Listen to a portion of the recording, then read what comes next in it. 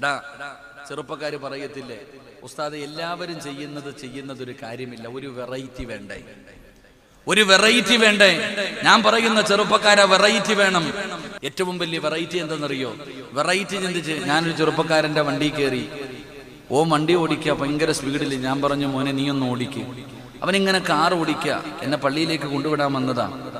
അപ്പൊ ഞാൻ നോക്കുമ്പോ ആക്സിഡന്റ് പറ്റാൻ സാധ്യതകൾ കൂടിയ സ്ഥലങ്ങളിൽ ഇവൻ വണ്ടി ഓവർടേക്ക് ചെയ്യും.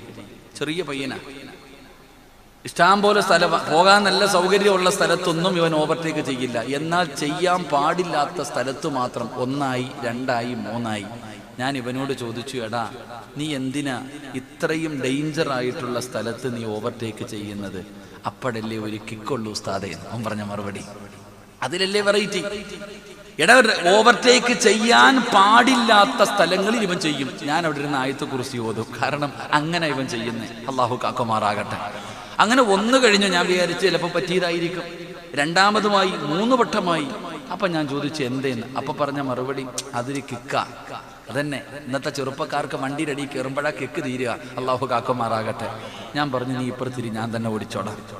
കാരണം ഞാൻ പറഞ്ഞു, ഇന്നത്തെ തലമുറ എങ്ങനെയാ? എന്റെ പ്രിയപ്പെട്ടവരെ, വെറൈറ്റി അല്ലേ ചിന്തിക്കുന്നത്?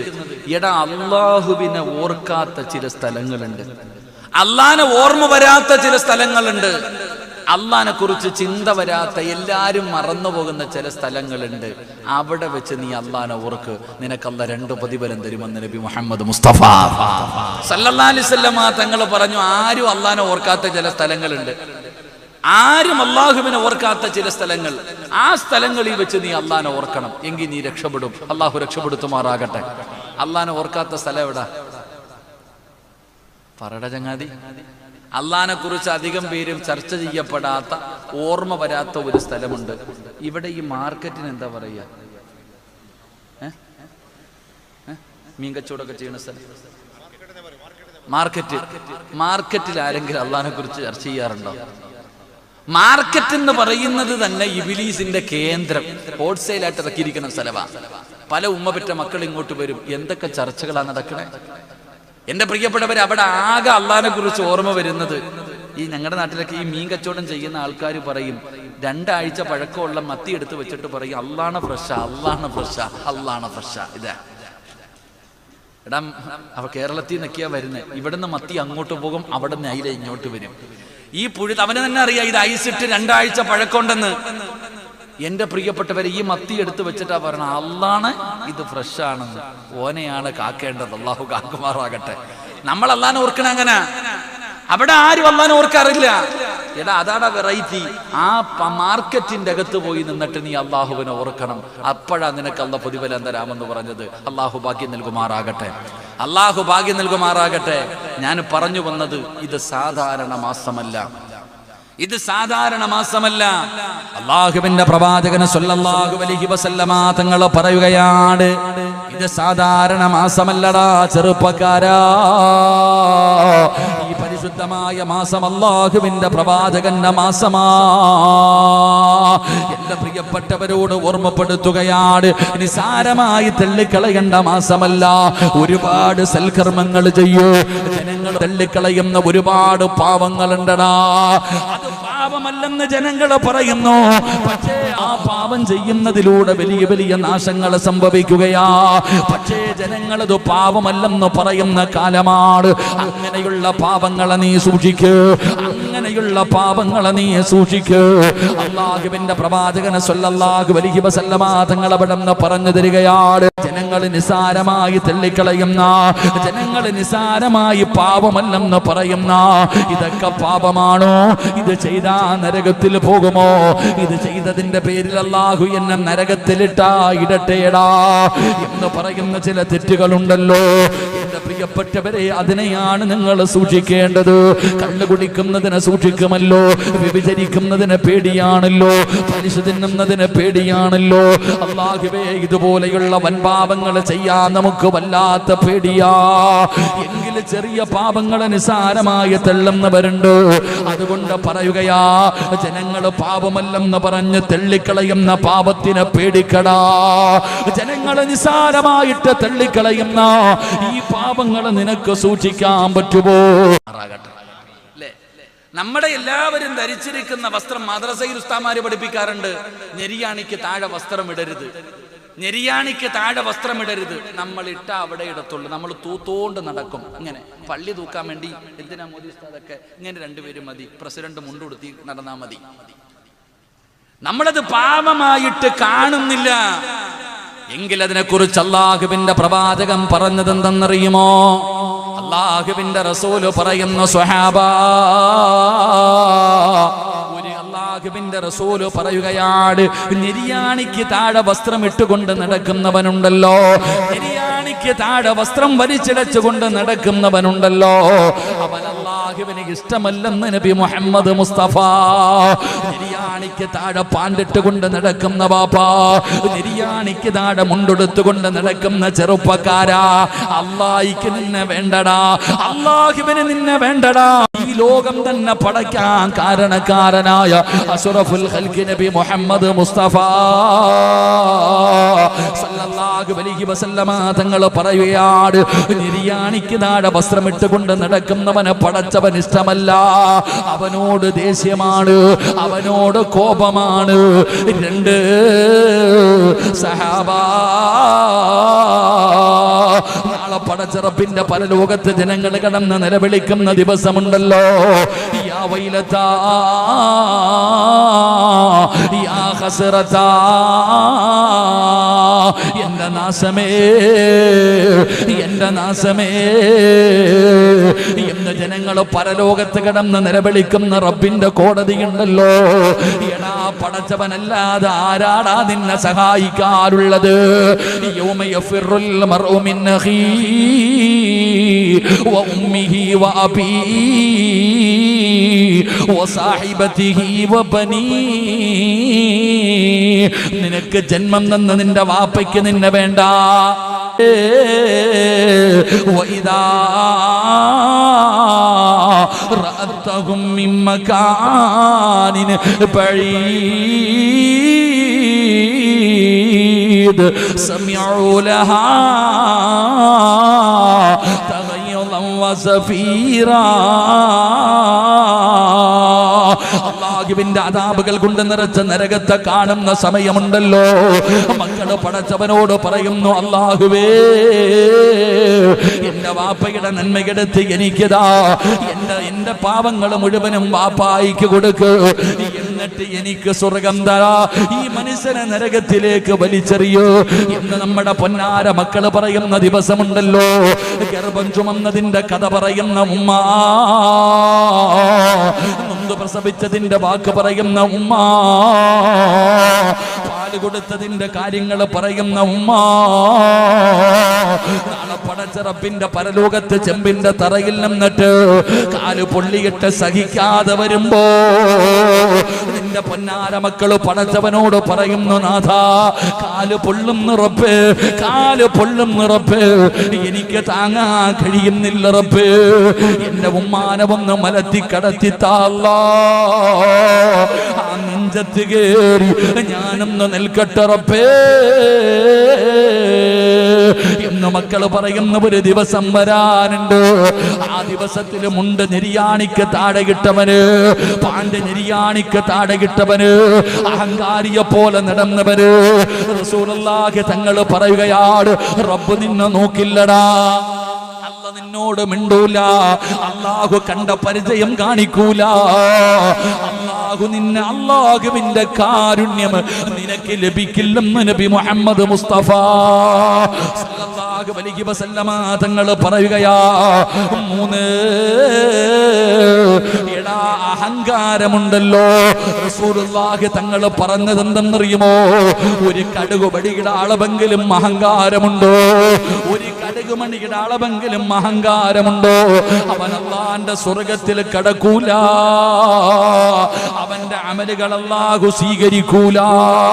അത് തഴമ്പുള്ളവനാണെങ്കിലും താടിയുള്ളവനാണെങ്കിലും ഖുർആൻ പഠിച്ചവനാണെങ്കിലും ഇമാമാണെങ്കിലും വഅദ് പറയുന്നവനാണെങ്കിലും ഏത് കൊലകൊമ്പനാണെങ്കിലും ഒരു കടുകുമണിയുടെ അളവെങ്കിലും നിന്റെ ഹൃദയത്തിന്റെ അകത്ത് അഹങ്കാരമുണ്ടോ? ഒന്നും അല്ലാഹുവിക്ക് വേണ്ടടാ. നിന്റെ നിന്റെ ഒരു അമലും അല്ലാഹുവിന് വേണ്ട. റസൂലുള്ളാഹി തങ്ങളാണ് പറയുന്നത്, ഞെരിയാണിക്ക് താഴെ വസ്ത്രം വലിച്ചിടച്ചുകൊണ്ട് നടക്കുന്നവനുണ്ടല്ലോ, അവൻ അഹങ്കാരമുള്ളതിന്റെ അടയാളമാണെന്ന് നബി മുഹമ്മദ് മുസ്തഫ സല്ലല്ലാഹു അലൈഹി വസല്ലം. ഒരു കടുകുമണിയുടെ അളവെങ്കിലും അഹങ്കാരമുള്ളവൻ സ്വർഗത്തിൽ കടക്കൂല. അള്ളാഹു നമ്മളെ കാക്കുമാറാകട്ടെ. എടാ, ഒരാൾക്ക് അഹങ്കാരമുണ്ടോ എന്നറിയണമെങ്കിൽ അവന്റെ വസ്ത്രത്തിൽ നോക്കിയാൽ മതി. അവന്റെ കാലിലെ ഞെരിയാണിക്ക് താഴെ വസ്ത്രം കിടക്കുന്നുണ്ടെങ്കിൽ അവൻ അഹങ്കാരമുള്ളത് കൊണ്ടാണ് അങ്ങനെ നടക്കുന്നതെന്ന് നബിയിന റസൂലുള്ളാഹി. അപ്പൊ ഒന്ന്, ഞെരിയാണിക്ക് താഴെ വസ്ത്രം ഇട്ടുകൊണ്ട് വലിച്ചിടിച്ചുകൊണ്ട് നടക്കുന്നത് അള്ളാഹുവിന് ഇഷ്ടമില്ലാത്ത കാര്യമാ. രണ്ട്, നാളെ പരലോകത്ത് ചെല്ലുമ്പോൾ അള്ളാഹു അവനോട് കരുണ കാണിക്കില്ല, അവന് സ്വർഗം പോലും കിട്ടൂല. ഇതാണ് മുണ്ട് വസ്ത്രം ഞെരിയാണിക്ക് താഴെ ഇടുന്നവന് നഷ്ടപ്പെടുന്ന കാര്യം. ഇതെല്ലാവർക്കും അറിയാം. എന്നിട്ട് ഇങ്ങനെ നടക്കാം. അല്ലാഹു കാക്കുമാറാകട്ടെ. ഇതാ വെറൈറ്റി. എല്ലാവരും പാൻറ് താഴെ ഇടുമ്പോ നീ മടക്കി വെക്കണം. അല്ലാഹു കാക്കുമാറാകട്ടെ. മുണ്ടെടുക്കുമ്പോൾ ശ്രദ്ധയോടുകൂടി നിന്റെ ഞെരിയാണിക്ക് താഴെ വേണം, മുകളിലേക്ക് നിന്റെ വസ്ത്രം ഉയർത്തി ഉടുത്തണം. അല്ലാഹു ഭാഗ്യം നൽകുമാറാകട്ടെ. ഇത് പാപമല്ലെന്നാണ് നമ്മൾ കരുതിയിരിക്കുന്നത്. എങ്കിൽ അതിൻ്റെ ഭവിഷ്യത്താണ് ഞാൻ പറഞ്ഞത്. രണ്ട്, നമ്മളെല്ലാവരും നിസ്കരിക്കൂലേ? നിസ്കരിക്കുമോ? ഇല്ലേ? നിസ്കരിക്കും. സുജൂദ് ചെയ്യില്ലേ? നമ്മൾ നിസ്കാരത്തിൽ സുജൂദ് ചെയ്യുമ്പോൾ നമ്മളുടെ കാലുകളുടെ വിരലുകൾ നമ്മൾ എങ്ങനെയാ വെക്കുന്നത്? ശ്രദ്ധിക്കണം, ചെറുപ്പക്കാർ പഠിക്കണം. നമ്മളെല്ലാവരും നിസ്കരിക്കുന്ന സമയത്ത് സുജൂദ് ചെയ്യുന്ന സമയത്ത് നമ്മുടെ കാലിൻ്റെ വിരല് 3 രീതിയിലാണ് വെക്കുന്നത്. ഒരു വിഭാഗം പുറകിലേക്ക് ഇട്ടേക്കും ഇങ്ങനെ, രണ്ടാമത്തെ വിഭാഗം കുത്തി നിർത്തും, മൂന്നാമത്തെ വിഭാഗം കാലിൻ്റെ അടിഭാഗം ഭൂമിയിൽ തന്നെ വെക്കും. ഇതിലെ ഏത് രീതിയിലാണ് സുജൂദ് ചെയ്യേണ്ടത്? അല്ലാഹു ഈമാൻ തരുമാറാകട്ടെ. ഇതിലെ ഏത് രീതിയിലാണ് ചെയ്യേണ്ടത്? പറയടോ ചങ്ങാതി. ഞാൻ റേഡിയോയോ? ഞാൻ തന്നെ ചോദ്യം ചോദിക്കും, ഞാൻ തന്നെ മറുപടി പറയും. അപ്പൊ നിങ്ങളെന്ത്? സത്യത്തിൽ എൻ്റെ പ്രിയപ്പെട്ട സഹോദരങ്ങളെ പഠിക്കണം. നിങ്ങൾ പോയിട്ട് ഹദീസിന്റെ കിതാബുകൾ എടുത്തു നോക്ക്. സുജൂദ് ചെയ്യുന്ന സമയത്ത് നമ്മുടെ വിരലുകളുടെ തുമ്പാണ്, ഈ ഭാഗമാണ് എല്ലാവരും ഇങ്ങനെ കുത്തിവെക്കുക. ഇങ്ങനെ സുജൂദ് ചെയ്യുമ്പോൾ അധികം പേരും ഇങ്ങനെ കുത്തിവെക്കും. സത്യത്തിൽ കാലിൻ്റെ ഉൾഭാഗം സുജൂദിൽ ഇങ്ങനെ വെക്കണമെന്നാണ്. അല്ലാതെ നിസ്കരിച്ചാൽ നിസ്കാരം ശരിയാകില്ല എന്ന് തന്നെ ഹദീസിന്റെ കിതാബ് ഫിഖ് വായിച്ചു നോക്കിയാൽ മതി. നിസ്കരിക്കുന്ന സമയത്ത്, സുജൂദ് ചെയ്യുന്ന സമയത്ത് അവന്റെ കാലിന്റെ അടിഭാഗം, കാലിന്റെ വിരലുകൾ അതിങ്ങനെ വളച്ചു വെക്കണമെന്ന, കാലിന്റെ അടിഭാഗം സുജൂദിന്റെ സമയത്ത് എൻ്റെ പ്രിയപ്പെട്ടവരെ ഭൂമിയിലിരിക്കണമെന്ന നമ്മളിൽ അധികം പേരും ചെയ്യാറില്ല. സുജൂദിലുമില്ല, അത്തഹയ്യാത്തിലുമില്ല, കോല തോന്നുന്നത് പോലെ ഇരിക്കും. എൻ്റെ പ്രിയപ്പെട്ടവരെ, നിസ്സാരമായി തള്ളിക്കളയേണ്ട കാര്യമല്ല. എൻ്റെ പ്രിയപ്പെട്ടവരെ, നമസ്കാരമാണ് സ്വർഗത്തിന്റെ താക്കോലല്ലേടാ ചെറുപ്പക്കാരാ. മദ്രസയിൽ 2ാം ക്ലാസ്സിൽ പഠിച്ചവനാട് നിസ്കാരം സ്വർഗത്തിന്റെ താക്കോലാണെന്ന് നീ പഠിച്ചിട്ടുണ്ടല്ലോ. സുജൂദല്ലേ മോനെ? ലോകത്ത് അല്ലാഹുവിന്റെ മുന്നിലല്ലാതെ മറ്റൊരാളുടെ മുന്നിലും സുജൂദ് ചെയ്യാൻ പാടില്ല. അല്ലാഹുവിന്റെ മുന്നിൽ മാത്രമേ സുജൂദ് ചെയ്യാവൂ. എന്റെ പ്രിയപ്പെട്ടവരെ, സുജൂദിന്റെ പ്രതിഫലമെന്താ? മഹാനായ നബി മുഹമ്മദ് മുസ്തഫ സല്ലല്ലാഹു അലൈഹി വസല്ലമ തങ്ങൾ അവിടെന്ന് പറഞ്ഞു, സ്വഹാബാ,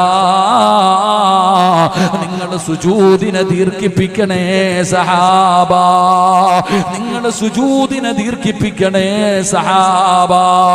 അല്ലാഹുവിന്റെ റസൂൽ പറയാൻ കാരണം എന്തെന്നറിയുമോ? ഒരു മനുഷ്യനുണ്ടല്ലോ, സുജൂദ് ചെയ്യുമ്പോൾ അവന്റെ ശരീരം കൊണ്ട് അവൻ ചെയ്ത പാപങ്ങൾ മുഴുവനുമുണ്ടല്ലോ. ആ മനുഷ്യൻ ചെയ്ത പാപങ്ങള് അവന്റെ തലയുടെ മുകളിൽ വന്നിരിക്കുകയാ. സുജൂദിൽ കിടക്കുമ്പോ മരത്തിൽ നിന്ന് ഇലകൾ പൊഴിഞ്ഞു വീഴുന്നത് പോലെ പാപം അവന്റെ തലയിൽ നിന്ന് പൊടിഞ്ഞു വീഴുമെന്ന് നബി മുഹമ്മദ് മുസ്തഫ സല്ലല്ലാഹു അലൈഹി വസല്ലമ തങ്ങൾ അവിടെ നിന്ന് പറഞ്ഞു തരുമ്പോ മോനെ സുജൂദ് ചെയ്യാതെ എന്ത് നിസ്കാരമാടാ, സുജൂദ് ചെയ്യാതെ എന്ത് നിസ്കാരമാ. അതുകൊണ്ട് ചെറുപ്പക്കാരോട് പറയുകയാ, മോനെ എങ്ങനെയാണ് സുജൂദ് ചെയ്യേണ്ടതെന്ന് പഠിക്കണമടാ. എല്ലാരും ചെയ്യുന്നത് പോലെയല്ല മോനെ. നമസ്കാരം തുടങ്ങിയത് മുതൽ നമസ്കാരം അവസാനിക്കുന്നത് വരെ നിന്റെ കാലിന്റെ അടിഭാഗമുണ്ടല്ലോ മോനെ, നിസ്കരിക്കുന്ന സമയത്ത് നിന്റെ കാലിന്റെ അടിഭാഗം സലാം വീട്ടുന്നത് വരെ ഒരല്പമെങ്കിലും ഭൂമിയിൽ ഉണ്ടാകണം. അല്ലാതെ അത്തഹയ്യാത്തിരിക്കുമ്പോ കാല് നേരെ വെക്കുന്നവരുണ്ട്, സുജൂദ് ചെയ്യുന്ന സമയത്ത് വിരൽ ഇങ്ങനെ കുത്തിവെക്കുന്നവരുണ്ട്. അല്ല, നിന്റെ കാലിന്റെ അടിഭാഗമുണ്ടല്ലോ അത് നീ ഭൂമിയിൽ കൊള്ളുന്ന രീതിയിലിരുന്ന് സുജൂദ് ചെയ്യണേ. നീ ഇത് വല്ലാതെ ശ്രദ്ധിക്കണേ എന്ന് ആദരവായ പ്രവാചകൻ നബി മുഹമ്മദ് മുസ്തഫ സല്ലല്ലാഹു അലൈഹി വസല്ലം ഇനി സുജൂദ് ചെയ്യുമ്പോൾ കാലിന്റെ വിരലുകളുടെ അടിഭാഗം ഭൂമിയിൽ ഇങ്ങനെ നിന്നിട്ട് മടക്കി. അതെങ്ങനെയാന്ന് വെച്ചാൽ പള്ളിയിൽ പോയി നോക്കിയാൽ മതി. ഉസ്താദന്മാരോട് ചോദിച്ചാൽ പഠിപ്പിച്ചു തരും. അള്ളാഹു ഈമാൻ നൽകുമാറാകട്ടെ, അള്ളാഹ് ഈമാൻ നൽകുമാറാകട്ടെ. 3, എൻ്റെ മുട്ടിൻ്റെയും പൊക്കിളിൻ്റെയും ഇടയിലുള്ള ഭാഗം നിങ്ങൾ ആർക്കെങ്കിലും കാണിച്ചു തരാൻ പറ്റുമോ? എനിക്ക് കാണാൻ പാടുണ്ടോ? ചങ്ങാതി, പാടുണ്ടോ? നിന്റെ എനിക്ക് കാണാൻ പാടുണ്ടോ? കാരണം എന്തേ? അത് ഹറാമ, അത് ഹറാമ. മുട്ടുപൊക്കളിന്റെ ഇടയിലുള്ള ഔറത്ത് മറ്റൊരുത്തനെ കാണിക്കാൻ പാടില്ല. അത് ഹറാം. നിന്റെ ദീൻ പഠിപ്പിക്കുന്നത് ഹറാമെന്ന് തന്നെ. എൻ്റെ പ്രിയപ്പെട്ട സഹോദരങ്ങളെ, എന്നാ നമ്മളോ? ഇന്നത്തെ ചെറുപ്പക്കാർ ഇവിടെ മുണ്ടെടുത്തുന്നവരെ കൊണ്ടെങ്കിൽ ചിലരൊക്കെ മുണ്ടെടുത്തി കഴിഞ്ഞാൽ ഇങ്ങനെ ഒരു ഉടുത്ത പൊക്കിയിട്ട്, ഇവിടെ ഉണ്ടോന്നറിയില്ല, എവിടെ വരെ പൊക്കാൻ പറ്റുമോ, കൂടുതൽ പൊക്കണില്ല ലൈവ് ആയതുകൊണ്ട്. പലരും മുണ്ടും മടക്കി ഇങ്ങോട്ട് എടുത്താറുണ്ട്. അപ്പൊ ചെറുപ്പക്കാരൻ പറയുന്നു, സിറാജ് ഉസ്താദ് ഇവിടെ എല്ലാവരും പാൻറ്റാ ഇടുന്നേ, മുണ്ടെടുത്താറില്ല. എന്നാൽ ഇന്നത്തെ ചെറുപ്പക്കാരൻ്റെ പാൻറ് നോക്കിക്കുക, ഇവിടെ നിന്ന് ഇങ്ങനെ കീറിയിട്ടിരിക്കുക, അവൻ്റെ തൊട പുറത്ത് കാണണ്ട 4 പേര്. ഇല്ലയുടെ ചെറുപ്പക്കാര, ഇന്നത്തെ ചെറുപ്പക്കാരുടെ പാൻറ് കണ്ടിട്ടുണ്ടാ കീറിയിട്ടിരിക്കുക. കാരണം എന്തേ? എളുപ്പം കാണാൻ എല്ലാവരും. പിച്ചക്കാരൻ പോലും അനക്കാലും നല്ല പാൻറ് ധരിക്കും. അള്ളാഹ് ഈമാൻ തരുമാറാകട്ടെ. ഇങ്ങനെ കീറിയ പാൻറ് വിട്ടുകൊണ്ട് നടക്കുന്ന ചെറുപ്പക്കാർ ഔറത്ത് പുറത്ത് കാണിക്കുക, മുണ്ട് മടക്കി കുത്തുന്നവർ. നിന്റെ കാലിന്റെ, നിന്റെ ഔറത്ത്, നിന്റെ മുട്ടിന്റെയും പൊക്കിളിന്റെ ഇടഭാഗം ഔറത്ത്, ആണിന്റെ ഔറത്ത്, ആ ഔറത്ത് തുറന്നിട്ടുകൊണ്ട് ഹറാം ഹോട്ട് സ്റ്റൈലായിട്ട് കാണിച്ചുകൊണ്ട് നടക്കുക. അള്ളാഹു കാക്കുമാറാകട്ടെ, ഉറക്കപ്പറ അല്ല കാക്കുമാറാകട്ടെ. എന്തേ പാപമല്ലേ, എന്തേ പാപമല്ലേ? അത് എന്തേ നിനക്ക് തിരിയാത്തതെന്തേ? അത് ആണുങ്ങളുടെ കാര്യം, ഞാൻ പിന്നെ പെണ്ണുങ്ങളുടെ പറയണില്ല, കാരണം നിയമം വേറെയാ. അള്ളാഹു കാക്കുമാറാകട്ടെ. അവരെ കുറിച്ച് എന്തെങ്കിലും പറഞ്ഞു കഴിഞ്ഞാൽ, ഞാൻ ഇന്ന് രാവിലെ ട്രെയിനിൽ ഇങ്ങോട്ട് വരുമ്പോൾ ഉറക്കക്ഷീണം കാരണം ഇസ്മായിലൊക്കെ ചോദിച്ച്, എന്തേ ഉസ്താദെ ഉറങ്ങിയില്ലേന്ന്. സുബ്ഹാനല്ലാഹ്, എങ്ങനെ ഉറങ്ങാനാ? ട്രെയിനിൽ ഇരുന്ന് ആയത്തുൽ കുർസി ഓതുവായിരുന്നു. അള്ളാഹു കാക്കുമാറാകട്ടെ. ആമീൻ പറ.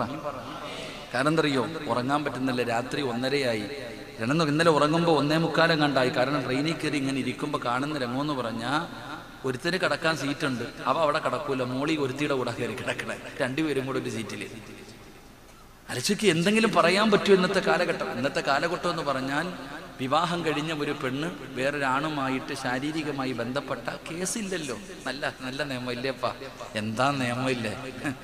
ഭാര്യ സ്വമനസ്സോടുകൂടി കൊടുത്തതല്ലേ, അല്ലാതെ പീഡിപ്പിക്കുന്നില്ലേ കേസുള്ളൂ. അള്ളാഹു കാക്കുമാറാകട്ടെ. ഭർത്താവ് പീഡിപ്പിച്ചെന്ന് കേസ് കൊടുക്കും, അതിന് കുഴപ്പമില്ല. ഇപ്പൊ പിന്നെ എന്ത് വന്നാലും അകത്ത് തന്നെ. അള്ളാഹു കാക്കുമാറാകട്ടെ. നമ്മുടെ പെൺകുട്ടികളുടെ വസ്ത്രധാരണകൾ ഔറത്ത് തുറന്നിട്ടുകൊണ്ട് നടക്കാം.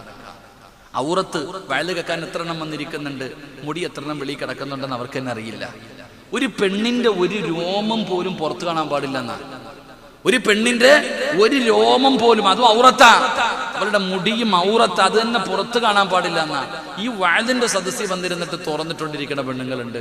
അവർ വിചാരിക്കും, ഇവിടെ ആണുങ്ങളൊന്നും ഇല്ലല്ലോ, പെണ്ണുങ്ങളല്ലേ ഉള്ളു, ഞങ്ങളൊക്കെ ജിൻസല്ലേ, അപ്പൊ എന്താ പെണ്ണുങ്ങൾക്ക് കാണിക്കാൻ പറ്റുമോ? ആലോചിച്ചു നോക്കൂ സഹോദരങ്ങളെ, പാവമാ. ഒരു ഔറത്ത് പരസ്പരം കാണാൻ പാടില്ല. നമ്മുടെയൊക്കെ വീടുകളിൽ രാത്രി കാലങ്ങളിൽ ധരിക്കുന്ന വസ്ത്രങ്ങൾ കണ്ടിട്ടുണ്ടോ? രാത്രി കാലങ്ങളൊക്കെ സായിപ്പിട്ട അതിനെന്തോ പേര് പറയും, നമ്മളിട്ട് അതിന് വേറെ പേര്. ഇത്രയുള്ള നിക്കർ ഇട്ടുകൊണ്ടാണ് നടക്കണേ. ഇത്രയുള്ള നിക്കർ റോഡിൽ കൂടെ ഒക്കെ നടക്കുന്ന കാണാൻ ചെറുപ്പക്കാർ. റോഡിന്റെ സൈഡിൽ നിന്ന് മൂത്രമൊഴിക്കണ മഹാന്മാരെയും കാണാം. അള്ളാഹു കാക്കുമാറാകട്ടെ. വണ്ടി അങ്ങോട്ട് നിർത്താ, തുറന്ന് പമ്പടിക്കുക, തന്നെ ഒരു നാണവും ഇല്ലടാ. എന്ന് ആലോചിക്കുക സഹോദരങ്ങളെ. ഇതൊന്നും പാപമല്ല എന്നുള്ള രീതിയിലാണ് നമ്മൾ കാണുന്നത്. എങ്കിൽ ഖുർആൻ പറഞ്ഞ എന്തെന്നറിയോ? നിങ്ങൾ ചോദിക്കും, സ്വന്തം വീട്ടില് ഉമ്മ മക്കളുടെ മുന്നിൽ എത്ര ഉമ്മമാരാ തലമറയ്ക്കുന്നത്? എടാ, നിന്റെ സ്വന്തം 18-19 വയസ്സുള്ള മകള് നിന്റെ വീട്ടിൽ ധരിച്ചിരിക്കുന്ന വസ്ത്രം നിങ്ങൾ കണ്ടിട്ടുണ്ടോ? വീട്ടിൽ ചെന്ന് കഴിഞ്ഞാൽ ടീഷർട്ട്, വെളിയിലിറങ്ങിയ പിന്നെ ടൈറ്റൊക്കെയുള്ള വസ്ത്രമൊക്കെ ഇട്ട് വീട്ടിൽ ചെന്ന് കഴിഞ്ഞാൽ എല്ലാം വീടല്ലേ, കുഴപ്പമില്ല. ആണും പെണ്ണും വാപ്പവും ഉമ്മയും കേൾക്കണം, നമ്മുടെ മക്കള് നമ്മുടെ വീട്ടിൽ 18 വയസ്സുള്ള 19 വയസ്സുള്ള ചെറുപ്പക്കാരൻ സ്വന്തം 15 വയസ്സുള്ള പെങ്ങളുടെ മുന്നിലൂടെ അണ്ടർവെയർ ഇട്ടുകൊണ്ട് നടക്കുന്ന കാലവാ. എന്തേ വാപ്പ, ഇത് തെറ്റല്ലേ? ഞാൻ ചോദിക്കുന്നത്, ഇത് ശരിയാണോ തെറ്റാണോ? എടാ, വീട്ടിൽ ചെന്ന് കഴിഞ്ഞാൽ എൻ്റെ പെങ്ങളല്ലേ, എൻ്റെ ഉമ്മയല്ലേ, ഇട്ടിരിക്കുന്ന വസ്ത്രങ്ങൾ നിങ്ങൾ നോക്കണം. തല മറച്ചില്ലെങ്കിൽ കുഴപ്പമില്ല, ഇറങ്ങിയതിട്ടാലും ടീഷർട്ട് ഇട്ടാലും അടിയിലൊന്ന് വിട്ടില്ലെങ്കിലും കുഴപ്പമില്ല. എങ്കിൽ ഖുർആൻ എന്താ പറയുന്നതെന്നറിയോ? ഖുർആൻ എന്താ പറയുന്നതെന്നറിയോ? അള്ളാഹുവിന്റെ വിശുദ്ധമായ ഖുർആൻ എടുത്തു നോക്ക്. അല്ല പറയുകയാ, 3 സമയങ്ങളിൽ മാതാപിതാക്കളുടെ റൂമിൻ്റെ അകത്ത് മക്കള് കയറണമെങ്കിൽ അനുവാദം ചോദിക്കാതെ കയറാൻ പാടില്ല എന്ന് അള്ളാഹുവിന്റെ വിശുദ്ധ ഖുർആൻ. അള്ളാഹു നമുക്ക് ഈമാൻ നൽകുമാറാകട്ടെ. 3 സമയങ്ങളിൽ നിന്റെ ഉപ്പയാകട്ടെ നിന്റെ ഉമ്മയാകട്ടെ, നിന്റെ ഉമ്മാടെയും വാപ്പാടെയും റൂമിൻ്റെ അകത്ത് നീ കയറണമെങ്കിൽ അനുവാദം ചോദിക്കണം. എത്ര വയസ്സുള്ള മക്കൾ? എത്ര വയസ്സുള്ള മക്കൾ? പ്രായപൂർത്തിയാകാത്ത മക്കൾ. 10, 20, 25 വയസ്സുള്ളവനല്ല, പ്രായപൂർത്തിയാകാത്ത മക്കൾ.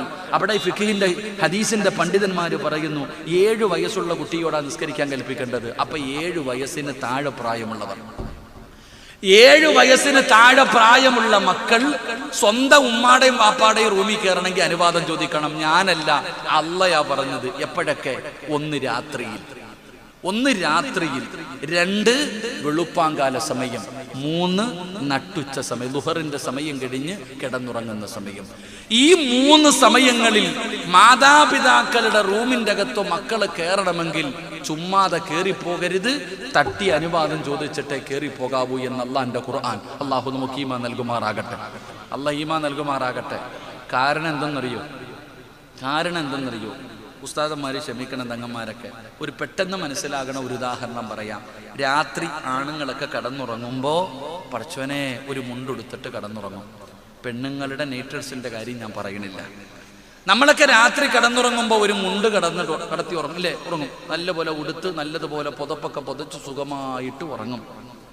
രാവിലെ സുബഹിന്റെ സമയമായി, പടച്ചോനെ ഇങ്ങനെ വിളിക്കുക, സുബൈക്ക് എഴുന്നേക്കണം. ചാടി അങ്ങോട്ട് എഴുന്നേറ്റിട്ട്, അല്ല ഇന്നലെ രാത്രി ഒരു മുണ്ടെടുത്തിട്ടുണ്ടായിരുന്നില്ല, പടച്ചോനെ കാണുന്നില്ലല്ലോ, അല്ല തെരയാ. മുണ്ടുടുത്തവനാ അവൻ രാത്രിയിൽ ഉറക്കത്തിൽ നീ എഴുന്നേറ്റിട്ട് നീ ഇങ്ങനെ മുണ്ട് തെരയാ. പാൻറ് ഇട്ടവന്റെ പാൻറ് ഏത് കൊലത്തില്ല, പടച്ചോനെ ഉറക്കത്തിൽ കിടന്ന് ചൊറിയണ അസുഖമുള്ളവരുണ്ട്. ഏതവസ്ഥയിലാണ് നീ കിടക്കണെന്ന് നീ ആലോചിക്ക്. ആ സമയത്ത് ഒരു 6 വയസ്സുള്ള 5 വയസ്സുള്ള മകള് റൂമിൽ കയറി വന്ന, പടച്ചവനെ ഇത് എന്താ ഗോവയാണോ എന്ന് തോന്നും, അതുപോലെ കിടക്കണ വാപ്പ. എടാ, ഇതുകൊണ്ടാ അള്ള പറഞ്ഞത് ആ സമയത്ത് റൂമിൽ കയറണമെങ്കിൽ അനുവാദം ചോദിക്കണം. സ്വന്തം ഉമ്മാടെ ഔറത്ത് പോലും 7 വയസ്സിന് താഴെ പ്രായമുള്ള മക്കൾ കണ്ടാ എന്തെങ്കിലും തോന്നൂ? ഏതെങ്കിലും മകന് തോന്നുവോ? പോടെ പ്രായപൂർത്തിയായവന് തോന്നും. എൻ്റെ ഉമ്മാടെ ഔറത്ത് കണ്ട എനിക്ക് എന്തെങ്കിലും തോന്നുമോ? ഒരിക്കലും തോന്നാറില്ല. എന്നിട്ടും അള്ള പറഞ്ഞത് കാണണ്ടാന്നാ. ആ ചെറിയ മക്കള് പോലും മാതാപിതാക്കളുടെ ഔറത്ത് കാണണ്ട എന്ന് അള്ളാന്റെ വിശുദ്ധമായ ഖുർആൻ പറയുമ്പോ, ഇന്ന് തുറന്നിട്ടോണ്ട് വീട്ടിൽ കൂടെ നടക്കാം. ഈ ഇരിക്കണ മഹാന്മാരൊക്കെ രാത്രി വീട്ടിൽ ചെന്ന് നോക്കിയാ വല്ല കള്ളം കയറി എന്ന് പറയണം. പെട്ടെന്നെല്ലാം കൂടെ പുറത്തേക്ക് ഇറങ്ങും. ആ സമയത്ത് ഉമ്മ ഇട്ടിരിക്കുന്നതും വാപ്പ ഇട്ടിരിക്കുന്നതും അനിയൻ ഇട്ടിരിക്കുന്ന ഡ്രസ്സുകൾ കണ്ട പരസ്പരം കണ്ണു തള്ളി നിൽക്കേണ്ട വരും. അള്ളാഹു കാക്കുമാറാകട്ടെ.